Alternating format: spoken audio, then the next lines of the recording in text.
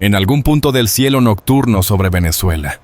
Esta noche no van a borrar una base, van a silenciar el cerebro de la defensa aérea. Sin escoltas, sin ola de misiles, sin aviso, solo un F-22. Raptor entrando en EMCON total. Tan silencioso que para los radares parece un fallo, hasta que todo el sistema pierde la voz. Abajo. Operadores sostienen la rutina con café y protocolos dentro de un búnker de mando cerca de Barquisimeto. Pantallas en verde. Ventiladores empujando aire frío. UPS zumbando como un corazón artificial. Entonces aparece una señal débil, un reflejo mínimo, y alguien lo etiqueta como ruido. Ese segundo de confianza mal puesta es la grieta. Lo que viene no es un bombardeo para la foto, es cirugía del siglo XXI. Con 2 impactos, 2 cubos ciega BU-39. SDB. El objetivo puede quedar mudo en menos de 1 minuto y abrir una ventana de 72 horas de confusión estratégica. No hace falta derrumbar el búnker. Basta con apagar funciones electricidad, ventilación, enlaces. Un cerebro sin aire, sin energía y sin comunicaciones, sigue en pie, pero ya no coordina nada. Cuando llega el golpe, se siente como un latigazo seco apagón por capas. Estática en auriculares, aire que se vuelve caliente y denso, puertas que vibran, metal que cruje, y una frase que nadie quería oír. No hay enlace. Afuera. La IADSE se fragmenta.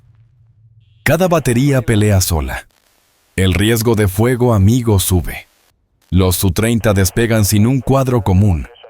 Los radares gritan a máxima potencia buscando un fantasma que no responde. Y luego llega lo más peligroso, la calma posterior. Si no hay segunda ola, la mente la inventa. En esa espera, el enemigo se desgasta solo. Si quieres entender cómo se gana una guerra moderna sin una guerra total visible, mira este video hasta el final. Suscríbete a Mundo Militar. Deja tu like y dime desde qué país nos ves. Y responde. Venezuela debería disparar primero para mostrar fuerza, aunque pueda equivocarse. O contenerse para no encender una guerra. Y al final, en una consola secundaria, un punto aparece y se apaga. Venezuela, en la penumbra del occidente del país, cerca de Barquisimeto, existe un punto que no aparece en mapas públicos y que, sin embargo, sostiene todo el andamiaje de la defensa aérea regional. Un búnker C2, un centro de mando y control subterráneo, donde se fusionan radares, enlaces de datos, telefonía militar, energía de respaldo y órdenes de fuego. No es una batería, no es un radar aislado, es el cerebro. Y esta noche, el plan no busca destruir Venezuela. Busca algo más frío y más quirúrgico, cortar el pensamiento durante el tiempo suficiente para que el sistema se vuelva torpe, fragmentado, incapaz de distinguir amenaza real de sombra. La operación está diseñada como un golpe de control, no de exterminio.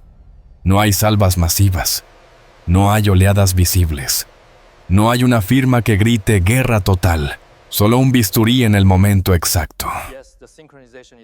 En términos militares, es la idea más peligrosa quitarle al enemigo la coordinación sin darle de inmediato. Un enemigo que pueda señalar con el dedo. Cuando el mando queda ciego, cada unidad reacciona sola, y la defensa se convierte en ruido, radares forzados al máximo, comunicaciones saturadas, decisiones tardías, errores humanos. El cerebro deja de sincronizar el cuerpo a cientos de kilómetros, por encima de un cielo donde la oscuridad todavía domina. Un F-22 Raptor avanza sin anuncios, no transpondedor, no emisiones innecesarias. EMCON estricto. La cabina es una cápsula de disciplina, pantallas atenuadas, simbología mínima, brillo contenido. El piloto siente el avión antes de verlo en instrumentos. El fuselaje vibra con una frecuencia baja casi como un zumbido interno que sube y baja con cada microcorrección. El aire frío muerde el borde de ataque invisible. El sonido del viento no es un silbido, es un roce continuo, un raspado suave que parece venir de todas partes.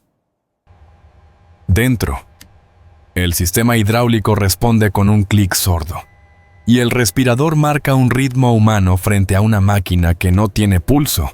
En el vientre del Raptor, el armamento no es voluminoso ni dramático.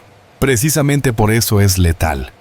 2 GBU-39 SDB bombas pequeñas, guiadas, con lógica de cirujano. No están ahí para hacer una foto de fuego. Están ahí para romper funciones. Un centro CEV-2 no cae solo por concreto, cae cuando se apaga la energía correcta, cuando el aire deja de circular, cuando los racks se recalientan, cuando los enlaces se cortan y los operadores se quedan con pantallas que parpadean y luego se apagan. Si el búnker pierde su columna vertebral, electricidad, ventilación, comunicaciones, no importa cuántos radares sigan girando afuera, nadie podrá unir las piezas. El segundo Raptor, separado por distancia calculada, mantiene la misma religión del silencio. 2 puntos negros que no quieren ser puntos. 2 ángulos de entrada diseñados para evitar patrones predecibles. No buscan velocidad heroica, buscan geometría. La navegación se apoya en sensores pasivos y en una conciencia situacional que no necesita gritar al mundo. En el intercom, la voz llega corta, sin emoción, como si temiera contaminar el aire. Mantén EMCON. Copiado. El piloto no mira el futuro. Mira el presente inmediato. Parámetros. Rumbo. Estabilidad. El margen exacto entre lo suficiente y lo excesivo. Cada decisión está hecha para que el enemigo, cuando intente entender, llegue tarde. Abajo. La Venezuela nocturna se ve tranquila, casi indiferente. Carreteras finas como líneas de carbón. Luces aisladas en pequeñas islas de vida. Esa calma es la máscara perfecta. El mundo parece normal, hasta que deja de serlo.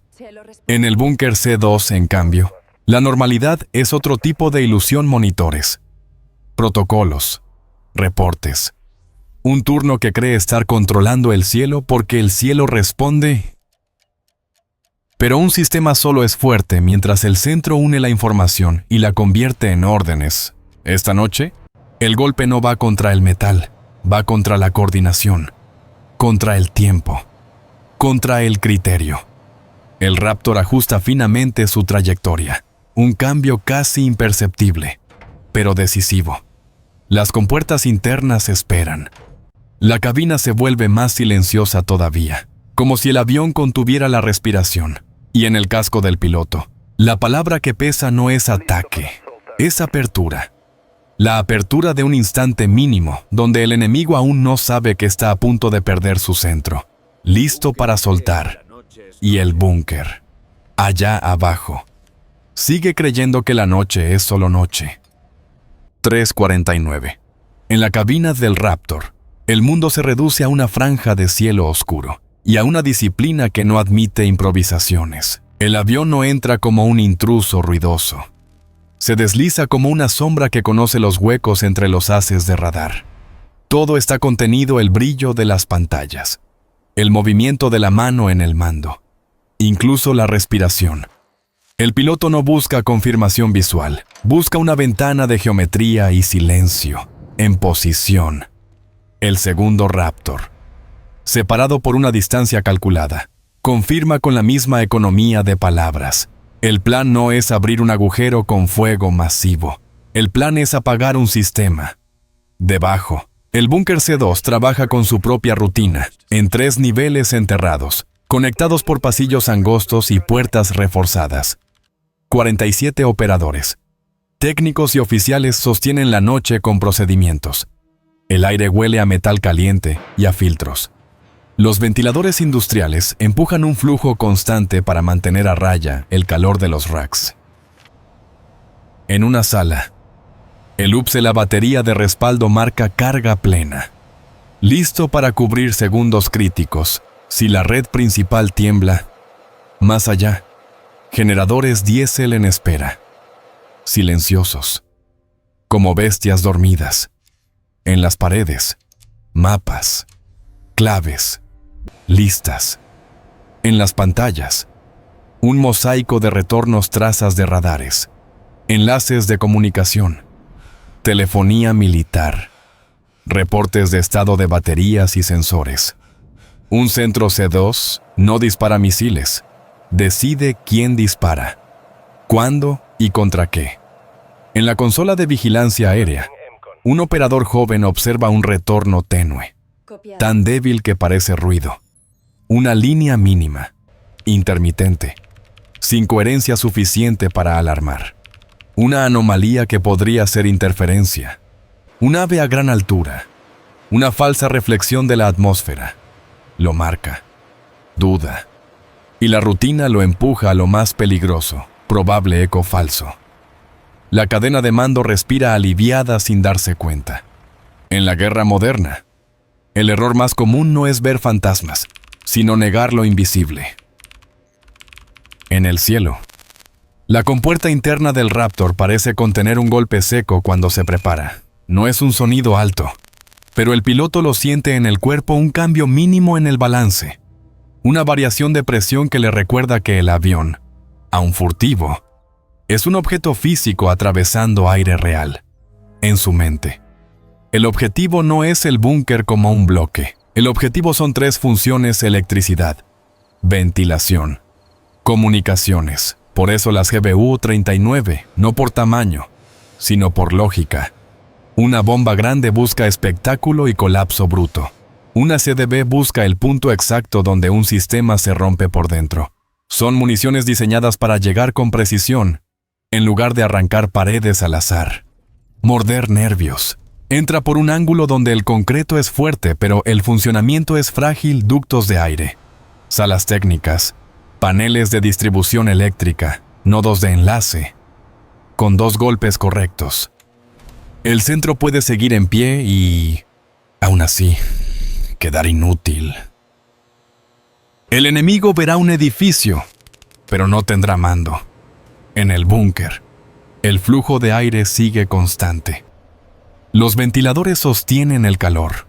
La sala de comunicaciones parpadea con actividad normal, paquetes de datos, llamadas, enlaces internos. La normalidad es tan perfecta que se vuelve una trampa. Nadie escucha un avión. Nadie ve un misil. Solo un retorno tenue que ya fue archivado como ruido, autorizado. La palabra llega al piloto sin dramatismo. La decisión ya fue tomada minutos antes. Ahora solo se ejecuta. Las CDB se desprenden con un movimiento limpio, casi elegante, como si el avión soltara peso en silencio. No hay estela brillante. No hay rugido. Solo la física, 2 cuerpos pequeños que abren sus superficies de planeo y se convierten en planeadores guiados, corrigiendo su trayectoria con microajustes invisibles, descendiendo hacia el punto donde un sistema respira. La tensión se mide en segundos, pero nadie abajo lo sabe. En el C2, un técnico frunce el ceño por una fluctuación breve en la alimentación principal. Nada grave. El UPS ni siquiera ha tomado carga completa. Un operador pregunta por radio interno si hay reporte de actividad aérea. Otro responde que todo está normal. La palabra normal se repite como un amuleto. Entonces llega el golpe. T9-17. La primera SDB impacta con una luz blanca que no dura, pero deja un eco brutal. El suelo vibra como si el búnker hubiera chocado contra sí mismo. Polvo fino cae del techo en una lluvia silenciosa. Las placas metálicas de un pasillo gimen. Se oye un crack seco, concreto tensándose y, de inmediato, el sonido más temido en un centro subterráneo: ventiladores que se apagan. El aire cambia, se vuelve pesado, caliente, lleno de partículas. Un panel chisporrotea. Las pantallas titilan. Alguien grita «¡Fuego!», sin saber de dónde viene. El segundo golpe llega casi pegado al primero, rematando la lógica no destruir, sino cortar. La luz de emergencia entra en modo automático. El UPS intenta sostener la sala, pero el calor empieza a subir. Los enlaces caen por sectores. En segundos, el mosaico de pantallas pasa de ordenado a fragmentado cuadros negros. Líneas congeladas. Mensajes de error. En un C2 eso no es daño, es amputación. En el cielo, el piloto no mira hacia atrás. Mantiene EMCON, estabiliza y siente algo casi imperceptible. La misión ya ocurrió. La guerra real. Ahora, será la confusión, porque en tierra, el cerebro acaba de parpadear. Y cuando un cerebro parpadea en combate, el cuerpo empieza a moverse sin coordinación. La red, en ese instante, acababa de perder el ritmo. Cuenta. La luz de emergencia todavía parpadea en el corazón subterráneo del C2, pero arriba, en el cielo. La operación ya cambió de fase. Los dos F-22 no celebran, no miran atrás, no escuchan el impacto. En EMCON, la salida no es una fuga, es procedimiento, un ángulo, una altitud, una ruta que evita repetir patrones. El aire golpea el fuselaje con un susurro áspero, y el piloto siente cómo el avión responde a microcorrecciones, como si la máquina respirara sin regalar una sola señal. Mantén silencio, silencio total. En tierra. El golpe se interpreta al revés, como el inicio de una incursión mayor. La red IADS reacciona con instinto. Radares que antes barrían con economía, ahora transmiten a máxima potencia, buscando algo que no puede fijar.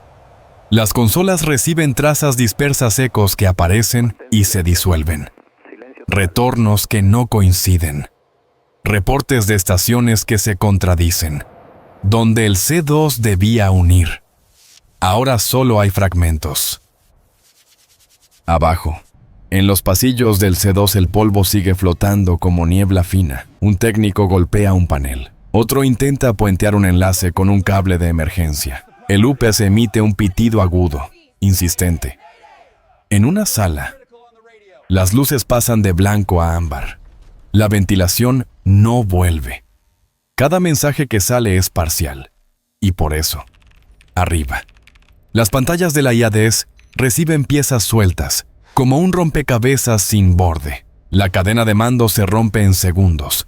Un oficial intenta ordenar prioridades, pero los enlaces internos caen por sectores. Otro eleva la alerta de su batería. Otro exige identificación inmediata de un objetivo que nadie puede describir con certeza. Las voces se pisan en radios de emergencia. Lo peligroso no es la falta de información, es la avalancha de señales incompletas. ¿Tienen vector? Negativo. Sin cuadro. 2 Su-30MK2. Arrancan motores como si el aire pudiera corregir la tierra. El líder del vuelo es el mayor Carlos Cóndor Ramírez, 38 años. Horas de simulador y ejercicios de intercepción sobre el Caribe, pero sin el peso de un combate real. Aún así, cree estar listo para cazar lo que todos llaman fantasma. En su cabina, las pantallas brillan con agresividad. El radar BARS se calienta. Busca. Filtra. Vuelve a buscar. Ramírez ajusta el casco. Siente el sudor bajo la máscara. Y escucha el zumbido eléctrico de los equipos. No hay vector claro desde el C2. El centro que debía darle un punto de encuentro está herido. La intercepción se vuelve intuición. Cóndor. Sube y barre. Copiado. Barrido amplio. El problema es que el enemigo no juega a ser visto. Los Raptors, fieles a su doctrina, evitan emisiones. No persiguen el combate. Lo niegan. Se colocan donde el radar mira peor. Cruzan líneas de búsqueda con ángulos que reducen su firma y cambian de plano cuando el patrón sugiere que alguien intenta anticiparlos. En EMCON, la información no es lo que se transmite, sino lo que se niega. En un puesto de mando improvisado, los reportes se vuelven espuma. Contacto al norte. Contacto perdido. Contacto reaparece. Las baterías SAM piden permiso para enganchar. Nadie quiere autorizar un disparo a ciegas. La noche se llena de órdenes cortas y dudas largas. Ramírez escucha, duda y empuja. Aumenta potencia. Intenta forzar una solución.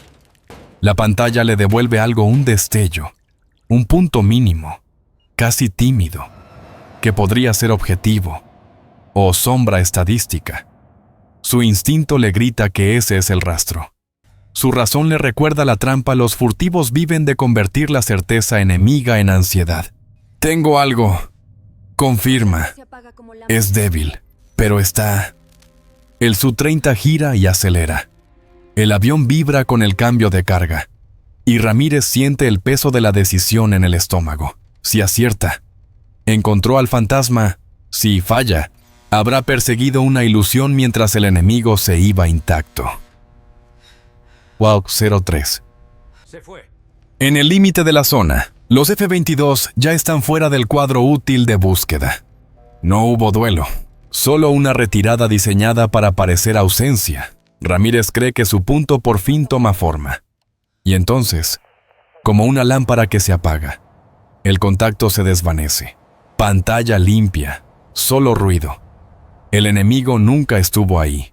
Estuvo donde él no podía medirlo. Y en ese instante, Ramírez entiende, no había dirección.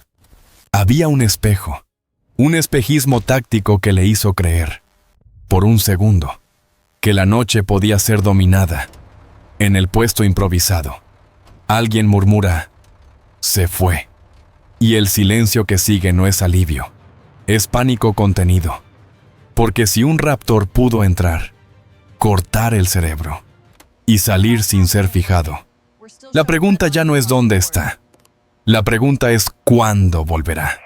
Un último destello aparece en una consola secundaria, tan breve que nadie alcanza a gritar, y desaparece. 4, señor Tre. En el puesto improvisado, la palabra contacto ya no significa nada. Se repite. Se borra. Vuelve a aparecer como una chispa que no enciende. El mayor Ramírez gira su Su-30 y fuerza otro barrido. Pero lo único que obtiene es un punto que se estira, que se rompe, que se vuelve ruido. Arriba, el cielo no ofrece un ancla. Abajo, la tierra tampoco. Dentro del búnker C2 el impacto no dejó una gran explosión visible. Dejó algo peor, una degradación en cascada. La red principal de energía titubea y el sistema cae a modo de emergencia. La iluminación cambia de tono. El aire. De pronto. ISA. Primer sistema energía. Las pantallas parpadean. No es un apagón total, es una muerte por sectores. Un rack se reinicia, otro queda congelado. Un tercero arroja líneas de error. Los operadores intentan estabilizar, pero cada corrección acelera el consumo. Segundo sistema UPSE. El respaldo entra para cubrir el hueco. El pitido agudo se vuelve continuo. Las barras de carga descienden como un reloj sin números. Y el silencio del búnker se llena de respiraciones rápidas. Un técnico abre un gabinete y recibe una ráfaga de aire caliente con olor a plástico recalentado y metal. No es humo todavía. Es advertencia. Tercer sistema ventilación. Los ventiladores industriales se detienen uno por uno. El sonido no es un golpe, es una ausencia. Donde antes había zumbido, aparece un vacío espeso. La humedad se pega a la piel. El polvo fino del impacto empieza a sentarse sobre teclados y uniformes. Alguien tose. Otro grita, máscaras, como si el aire fuese un enemigo. Cuarto sistema temperatura, sin ventilación. El calor sube con lógica implacable. Los equipos siguen generando calor. El búnker se vuelve una caja cerrada que hierve desde adentro. Las paredes sudan. Los cables se ablandan. Un olor ácido se mezcla con el diésel de los generadores que intentan arrancar. Pero arrancar no basta si el aire no circula. Quinto sistema: comunicaciones. Y aquí es donde el C2 muere. Los enlaces caen por capas, primero los canales secundarios, luego la red interna, luego la radio que unía baterías distantes. Las pantallas del cuadro aéreo pierden coherencia. Los operadores ya no fusionan. Solo reciben mensajes aislados. Tengo eco. No lo tengo. Mi radar está saturado. Cada unidad habla, pero nadie escucha a todos. En una mesa lateral, alguien saca hojas de papel y empieza a trazar a mano lo que antes era automático: flechas, sectores, códigos. Otro operador cambia de auricular. Golpea el botón de transmisión y solo obtiene estática.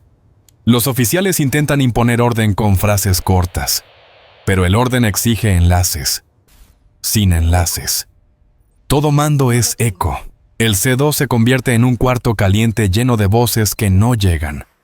En los pasillos, la evacuación empieza sin orden perfecto. Una camilla aparece. Un oficial empuja a un soldado mareado hacia una puerta. Hay humo delgado en una esquina, nacido de un tablero que chisporrotea. Las luces de emergencia tiñen los rostros de ámbar. El sonido es alarmas, pasos, metal golpeando metal y esa tos seca que anuncia que el aire dejó de ser seguro. En el cielo, Ramírez recibe órdenes cortadas y contradictorias. Un puesto le dice: gira. Otro le exige: mantén. Otro le suplica: no dispares. Él empuja el radar a más potencia, como si la fuerza pudiera reemplazar al cuadro común. Y siente el calor subir en la cabina. Se aferra al último destello. Sin bloqueo. Continúa. No lo veo. En un Raptor. El piloto escucha el caos como ruido de fondo. No responde. Mantiene EMCON. Ajusta rumbo y se mueve donde la búsqueda enemiga mira peor. Su radio es hielo. Sigue limpio. Copiado. Abajo. Un operador del C2 intenta levantar un enlace de emergencia con un cable directo. Lo conecta. Espera una luz verde. La luz no llega. Y en esa espera, el búnker revela su verdad: no fue construido para resistir solo bombas. Fue construido para resistir con sistemas vivos, sin sistemas. Es solo concreto enterrado. La cadena termina sin un gran estruendo, sin una imagen fácil para titulares, con un silencio que se expande por el mapa. Los radares siguen girando en algunos sectores. Las baterías siguen listas en teoría. Los aviones siguen buscando. Pero nadie vuelve a tener el cuadro completo. Y cuando el cuadro se rompe, la defensa se convierte en reflejo. La muerte del C2 no fue ruidosa, pero fue absoluta. Por 6:20. El amanecer llega como una línea pálida sobre Barquisimeto y, con él, cambia la naturaleza del miedo. De noche, todo fue táctica: entradas, silencios, decisiones frías. Con la primera luz, la ciudad descubre la consecuencia sin entender aún la causa. No hay columnas de fuego visibles desde la autopista. No hay un cráter fotografiable. Lo que hay es una ausencia: teléfonos que no conectan con mandos, radios que responden con estática, órdenes que no llegan. En los puestos de radar, el comportamiento del sistema lo dice todo. Las antenas giran sin descanso. Los operadores elevan potencia, ajustan filtros, repiten barridos. La pantalla muestra ruido, falsos retornos, ecos que se multiplican. El problema no es solo ver poco, sino ver demasiado sin poder unirlo. Es el síntoma clásico de un cerebro apagado, sensores vivos. Interpretación muerta. Este es el BDA real. El daño que no necesita drones sobre el objetivo ni imágenes satelitales. Basta escuchar enlaces caídos, llamadas sin respuesta y radares gritando a máxima potencia. La cadena de mando intenta sustituir el centro perdido con parches humanos. Se crean grupos de mensajería, Se envían motocicletas con órdenes impresas, se reactivan líneas antiguas, pero cada parche agrega retraso. En defensa aérea, el retraso es derrota. Un minuto tarde convierte un eco en sorpresa. Una duda convertida en disparo puede volverse tragedia. En el antiguo C-2, ahora reducido a un laberinto caliente y herido, los técnicos trabajan con lámparas portátiles. La ventilación sigue sin estabilizar. Un generador logra sostener algunas áreas, pero no devuelve coherencia. Se levantan puestos temporales. Se reubican radios. Se improvisan mapas en papel. El mando intenta reconstruir una cadena, pero la cadena ya no tiene un centro. El resultado es una IADES fragmentada cada batería. Sam pelea su propia guerra. Cada radar reporta su verdad parcial. Cada oficial toma decisiones con su propio mapa incompleto. Eso produce el peor tipo de peligro fuego amigo. Errores de identificación, disparos de pánico. Una batería ve un eco y exige permiso. Otra en otro sector. Interpreta el mismo eco como una aeronave civil desviada por el caos. En un sistema bien coordinado, el C2 filtra, confirma, ordena. En un sistema mutilado, el instinto reemplaza al protocolo. Y el instinto, bajo presión, se equivoca. A medida que la mañana avanza, la crisis se derrama fuera de lo militar. Aeropuertos regionales retrasan despegues por revisión de seguridad. Algunas rutas comerciales se desvían. Aseguradoras suben primas de carga porque el riesgo ahora no es el ataque, sino la incertidumbre. En redes sociales, el rumor corre más rápido que cualquier informe invasión, sabotaje interno. Segunda ola. La población no ve el búnker, pero siente el temblor en la logística y en el ánimo. La región se llena de medidas defensivas que desgastan más de lo que protegen, equipos en alerta prolongada, tripulaciones sin sueño, radares al límite. El enemigo no necesita lanzar una segunda bomba para causar daño, basta con obligar al sistema a mantenerse tenso, consumiendo horas, combustible, repuestos y serenidad. La victoria. Aquí no es un impacto, es una degradación. A cientos de kilómetros. Ya lejos del área, los Raptors regresan a una normalidad que parece inhumana. En una sala de debrief, el piloto se sienta sin dramatismo. No hay euforia. Hay una pantalla con datos. Un oficial de inteligencia con preguntas cortas. Y un silencio que pesa. Confirmación. ¿Pregunta alguien? El piloto no muestra fotos. No las necesita. Responde con hechos que solo un profesional entiende: cambios en la emisión enemiga. Picos de potencia en radares. Pérdida de enlaces. Tráfico de voz caótico. Órdenes repetidas sin respuesta. Es la radiografía de un sistema que sigue vivo pero sin columna vertebral. El cuadro se rompió. Dice al final. Se oyó. Esa frialdad no es falta de humanidad. Es el método. Para ellos, el éxito no se mide en llamas, sino en segundos de confusión inducida. Y al otro lado, el mando venezolano entiende la misma verdad con horror si no pueden proteger el cerebro. Ninguna coraza importa. El amanecer. Entonces, no trae claridad. Trae una certeza: la defensa aérea no fue derrotada por una flota visible, sino por una ausencia controlada. Y cuando una ausencia demuestra que puede entrar y salir sin ser fijada, la mente se queda atrapada en una sola pregunta. Las próximas 72 horas serán el verdadero campo de batalla. En las 72 horas siguientes, el daño real no se mide en concreto roto, sino en conducta. Ese es el núcleo de un golpe con control. No busca un final inmediato, busca un cambio de estado. El adversario no ve una ola de misiles, no ve bombarderos en formación, no ve un frente claro, Ve una interrupción quirúrgica y, después, un silencio que no explica nada. Y ese vacío es lo que más miedo provoca, porque obliga a imaginar el segundo acto sin datos suficientes para descartarlo. La operación fue contenida por diseño. 2 municiones, 2 efectos sistémicos de alta precisión, un centro de mando degradado. Nada más, no por falta de poder, sino por cálculo. Un ataque masivo tiene una lectura simple, están entrando. Un ataque limitado deja una pregunta abierta. ¿Por qué exactamente aquí? ¿Por qué exactamente ahora? ¿Y qué saben que yo no sé? Esa pregunta organiza el pánico, y cuando el pánico se vuelve procedimiento, devora combustible, repuestos, sueño y criterio.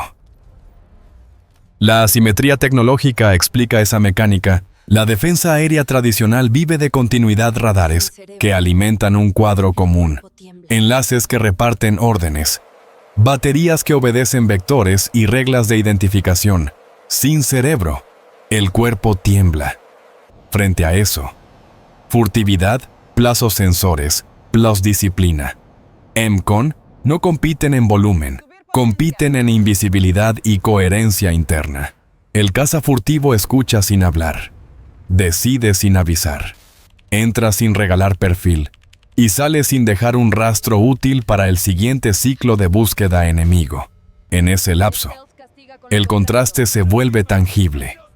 La idea de reacciona con reflejos clásicos: más potencia, más emisiones, más preguntas, más urgencia. El stealth castiga haciendo lo contrario: menos firma, menos palabras, menos oportunidades de fijación. EMCON aquí no es un detalle técnico, es una estrategia psicológica. Si el enemigo no puede confirmar, tampoco puede cerrar la incertidumbre. Y cuando no puede cerrarla, se defiende a ciegas, se tensa, se desgasta, se equivoca. El castigo principal es el desgaste. Para compensar el C2, perdido. Las unidades duplican turnos, multiplican reportes, sostienen radares al límite. La fatiga entra en las tripulaciones. El mantenimiento se atrasa. Los repuestos se consumen. La red se defiende produciendo ruido. Y en ese ruido crecen los riesgos: identificaciones erróneas, disparos prematuros, decisiones impulsivas. Un sistema fragmentado dispara con miedo y escucha con ansiedad. El efecto disuasivo nace de una conclusión simple: si pudieron tocar el centro, pueden tocar cualquier nodo. Cada comandante local queda atrapado en un margen estrecho. Si dispara, puede equivocarse. Si no dispara, puede quedar expuesto. Esa tensión erosiona la eficacia más rápido que un bombardeo convencional, porque obliga a operar sin descanso y sin cuadro común. Además, la política empeora el problema. Los mandos quieren respuestas rápidas, pero no hay un enemigo visible para mostrar. Cada intervención pública exige certezas que el sistema ya no puede producir. Los operadores, presionados, elevan el tono de alarma y recortan verificaciones. En esas condiciones, un eco se vuelve amenaza, una duda se vuelve contacto, y una orden mal formulada puede terminar en un disparo contra el blanco equivocado. El adversario no necesita regresar, basta con que el propio sistema se fracture desde dentro, sin disparar otra vez. Y luego está la parte más corrosiva: la espera. Cuando no hay explosiones nuevas, el sistema no se relaja, se tensa más. Cada eco se vuelve amenaza potencial. Cada sombra en el radar, posibilidad de retorno. La cadena de mando, rota, pide confirmaciones que no llegan. La tropa, agotada, interpreta señales con menos criterio. La sociedad, inundada de rumores, exige certezas que nadie puede entregar. La ausencia de un segundo golpe no tranquiliza, mantiene a todos pendientes y gastándose por dentro. Esa es la paradoja estratégica: un golpe pequeño puede producir una crisis grande cuando corta coordinación, no metal. Y lo decisivo aquí no fue el estruendo, sino el vacío deliberado posterior. la pausa que mantiene la presión sin mostrar el puño. Cuando no hay un segundo golpe, la gente teme más. En los primeros 3 días, la red no se derrumba de golpe, se desgasta. Después del corte del C2, cada unidad intenta ser su propio centro, y eso obliga a operar al límite. Los radares trabajan con potencia alta durante horas, los generadores se alternan sin descanso, y las baterías SAM rotan personal como si el sueño fuera un lujo. El problema aparece donde siempre aparece en la gente y en el mantenimiento. Los técnicos empiezan a canibalizar piezas. Un módulo de refrigeración se toma de un radar secundario para mantener vivo el principal. Un vehículo de recarga se usa más de lo previsto y llega tarde a otra posición. Los checklists se acortan para no perder tiempo. Y en esas prisas nacen fallos pequeños que, en defensa aérea, se vuelven fallos grandes, una calibración fuera de tolerancia, un identificador IFF que responde mal, un enlace de datos que se cae justo cuando alguien cree ver un contacto. En las cabinas de los CU-30 la fatiga se siente como arena en los ojos. Los pilotos despegan con la boca seca. Vuelven con el cuello rígido y vuelven a despegar. No hay combate, pero hay tensión constante. El enemigo no está. Y por eso puede estar en cualquier parte, en radio. Las frases se vuelven cortas, frías, repetidas. Mantén sector. No dispares. Confirma 2 veces. Esa disciplina evita el desastre. Hasta que una guardia cansada la rompe. Fuera de lo militar, el golpe se filtra como humedad. Los rumores corren más rápido que los comunicados sabotaje interno. Dron. Casa invisible. Empresas de transporte reprograman rutas para evitar zonas de alerta. Algunos aeródromos limitan horarios. El costo de asegurar carga sube, no por daño confirmado, sino por incertidumbre en un cielo saturado y nervioso. El riesgo no es solo ser atacado, es ser confundido. Y cuando el riesgo se vuelve difuso, el precio sube en silencio. La ciudad sigue funcionando, pero con un peso nuevo. En Barquisimeto, la gente hace filas, compra lo necesario, vuelve a casa más temprano. Se habla en voz baja. Se revisan noticias cada hora. En las calles, el tráfico suena normal, pero cada sonido agudo un motor alto. Un avión comercial distante provoca que miradas se levanten al mismo tiempo. La sensación colectiva es simple. Alguien abrió la puerta del cielo, y nadie sabe si la cerró. Durante la primera semana, la defensa aérea aprende una lección brutal: sostener alerta máxima consume más que un ataque. Los turnos se rompen. Los jefes duermen en sillas. Los repuestos se vuelven oro. La IATSE fragmentada intenta reconstruir un cuadro común con parches, pero la fricción burocrática y la desconfianza lo dificultan. Cada batería protege su sector y, al mismo tiempo, teme al vecino si él dispara. Me delata. Si yo disparo, lo pongo en riesgo. La coordinación se vuelve política interna. En paralelo, el mercado reacciona. Suben tarifas de logística, se retrasan entregas. Aparecen cláusulas nuevas en seguros. Algunos comercios racionan combustible por miedo a interrupciones. La presión social aumenta, no por una imagen de destrucción, sino por una vida diaria más cara y más tensa. No se necesita un bombardeo para paralizar. Basta con que la gente sienta que está siendo observada. Y lo más peligroso es el clima psicológico dentro de las fuerzas, la idea de estar casados.